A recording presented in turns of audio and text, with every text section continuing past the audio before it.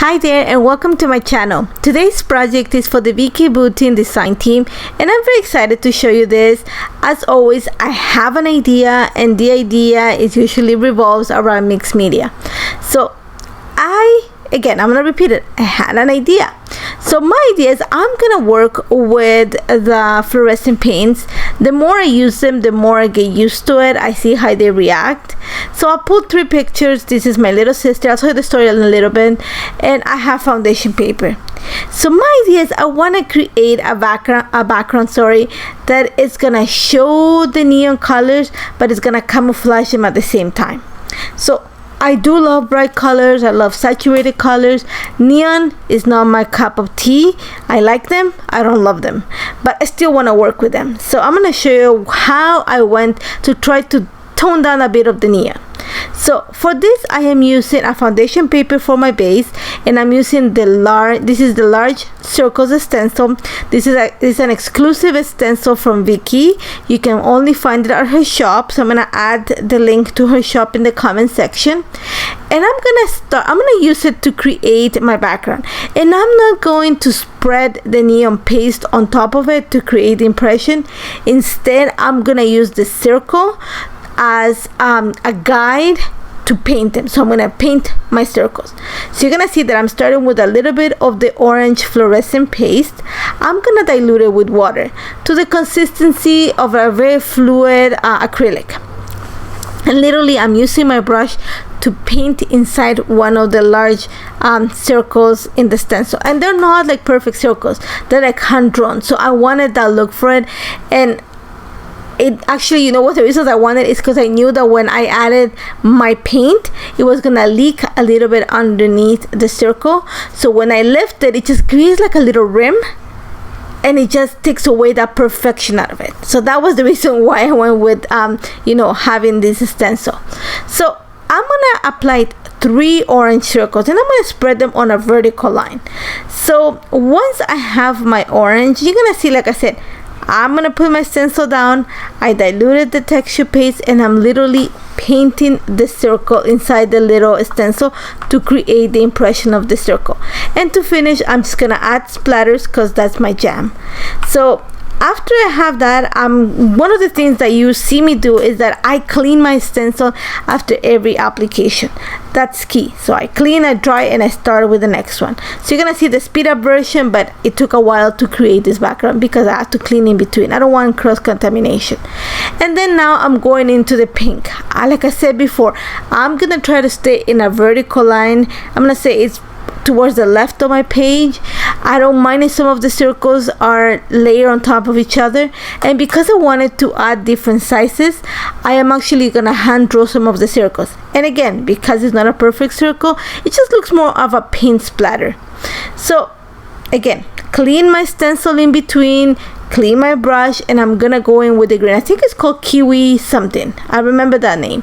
So once again, add some of the texture paste, dilute it with water, and then I'm gonna use the stencil as a way to create my impression, create that kind of bubblish circle.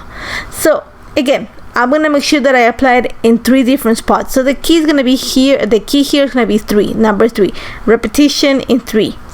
So again, I'm gonna continue with all the colors and the neon texture paste. So I'm gonna start with the purple. The purple is not as bright or as neon, but still it's when you're playing with neons, the purple just looks a little bit more muted, and so I put it in places that I knew were gonna be hidden. It's not gonna be as bright as the other one. So again, just gonna apply the purple. Then again, in between each application, I am cleaning my stencil, I am drying it, and then to finish the application, I'm just adding the splatters.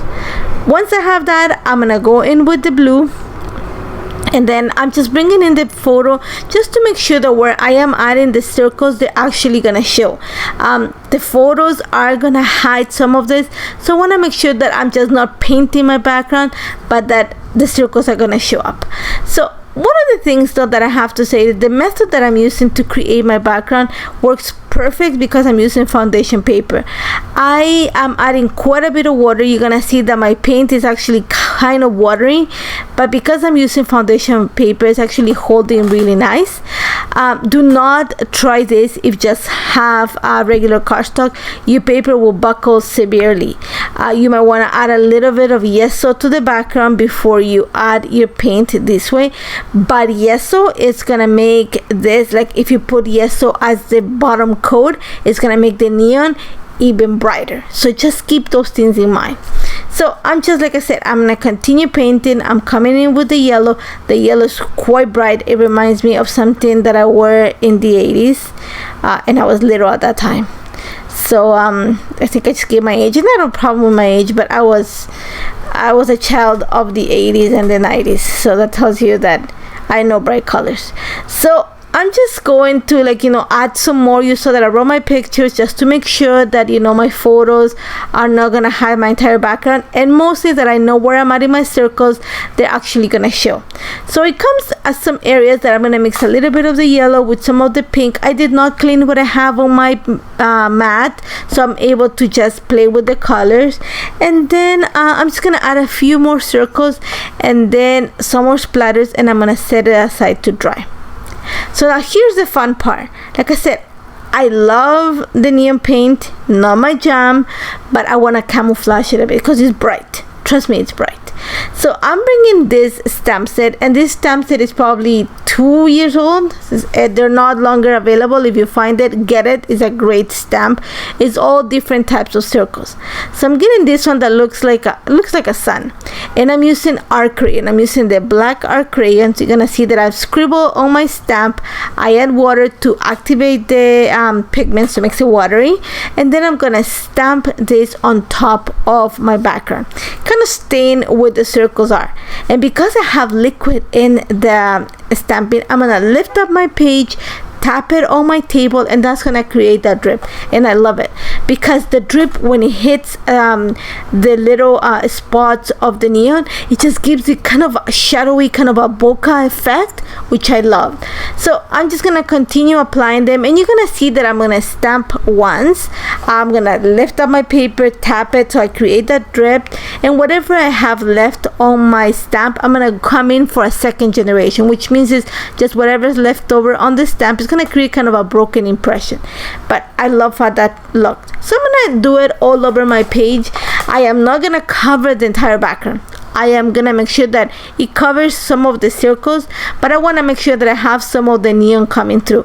And that's what I went with the stamp that had quite a bit of negative space, so that it camouflages some of the neon, but it doesn't hide it. So I want that nice combination. And once again, I love black. Vicki likes neon. It's a nice marriage of what we like in a page. Again, whatever's left over of the art crayon, I'm just gonna dilute it and add some splatters. I'm gonna make sure that this dries before I come with the next step. So again, I'm playing with layers. The next step, I wanted to add something shiny, but kind of how do you call it? Kind of distress. So I went into the stamp sets. This is one of the ones that came in Color Study, and I went to pull my metallic inks color wheel from Vicki. Again, if you find this, get it. It's already been discontinued, but the inks are great. They're like a pigment ink, so you're able to emboss with them. They create a crisp impression. They are bright and shiny, but they're shinier when you emboss with them. So I am using antique gold, and there's a gold there, and I'm just adding this little, it looks like a little rhomboid. It just reminded me of like the flash, you know, the sparkles that stay from the flash. So I'm just gonna apply it on top of around every single one of my circles. I am gonna apply like 3 or 4 so they create this little kind of a formation. Again, my idea was, you know, when you see a flash of a camera, you have those sparkles in behind. This reminds me of that. So I'm just gonna add them around my background, and then I'm gonna make sure that this dries. This ink takes a little bit longer to dry, especially when you add it to foundation paper, because it's actually a pigment ink. So once that dry, you're gonna see that I am playing with yeso now.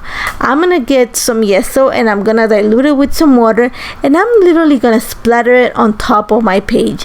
I wanted to create, kind of keep on camouflaging, just add layers.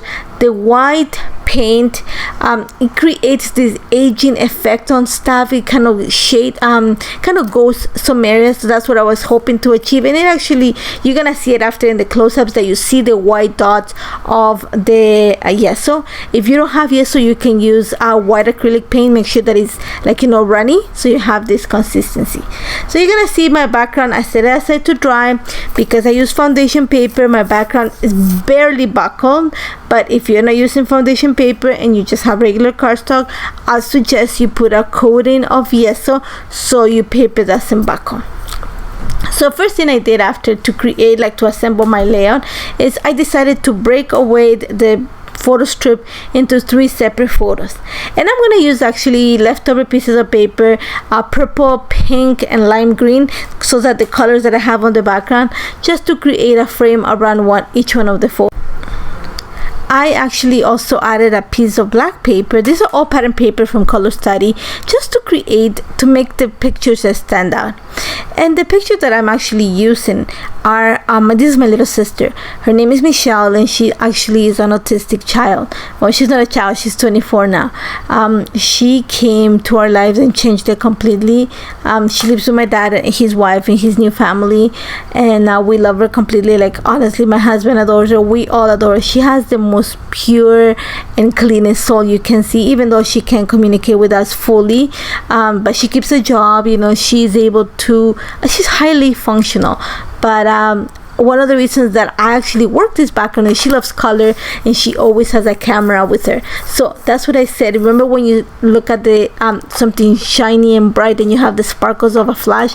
That's what I'm stamping. That's what I have. Those circles reminds me of a lens. So I always, when I create a project, I don't start with a picture in mind, but as I was working the background, it just reminded me of a camera, and I've been thinking of her lately. We haven't seen her since the pandemic started, and we live in the same city, but you know, we just can't get together, so we haven't seen her. So I pulled some pictures of her to create my layout. So going back to the page, all I'm doing right now is just kind of, once I backed my pictures, I decided to not keep them in a straight formation, but giving some movement. And then I am gonna add the title. So excited, just because it's my little sister. She loves parties. She gets very excited when we get together, and she just loves to hug and kiss everybody, takes tons of pictures of all of us. So all I'm doing is just gonna add some little bit of stickers to each one of the photos, keep them together with those little paper clips. I just want to make sure that everything is cohesive. I added that circle, the new day sentiment, just because it brings the circles from the background. And then all I'm doing right now, I added some butterflies just to create that movement, and I did not want to leave the right side of the page white. I wanted to bring some of that color from the you know, all those circles. So I'm using washi tape. I'm gonna use the one that has the stripes, just because it has all the colors, and then on top of it I'm gonna use the black one that says currently, today. So I'm just gonna add a strip there.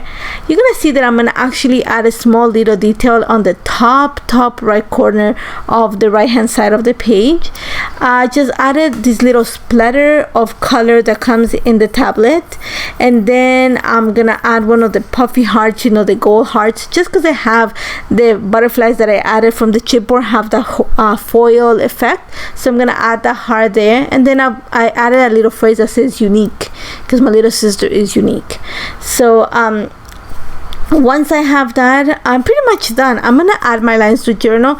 I'm gonna add them on top of the title and underneath the title, so that it kind of balances the other side of the layer. And that's about it. I love how this turned out. It took some time. Like I said, I started with an idea, with a picture, I think, on the back of my head, sorry. You're gonna see the close-ups. You can see the white yeso, the effect that it has on the neon paint, and I love how this turned out. As always, if you have any questions, do not hesitate to contact me. Thank you so much for joining me, and I'll see you soon. Take care, guys.